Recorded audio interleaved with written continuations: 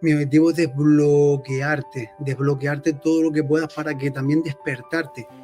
Pero aparte de las técnicas que son brutales, brutales como empatar y como esa recuperación, porque tenemos el baúl donde hemos depositado y donde hemos recuperado y vemos que la recuperación es la lenta, excepto cuando tenemos técnicas, pues como hicimos ayer, boom, boom, boom, boom, boom, boom, y te salen en 0,3, en 0,3, así es como lo he podido hacer, así es como he podido aplicarlo. Y les digo, he invertido muchísimo tiempo, energía, viaje y dinero en todas estas técnicas, lugares. Y más les digo, he hecho algunas unas hace 8 años, otras 5 y otras las he hecho nada más que hace 1 año y medio y también las he incorporado. Todo lo que he invertido lo estoy dando a disposición de todos los alumnos.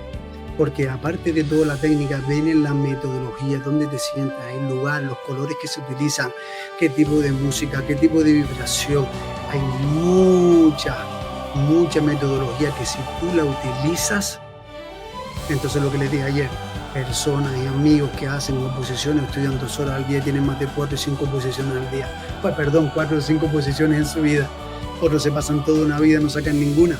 Y ninguno es más listo que el otro. Simplemente uno ha entrenado y el otro no.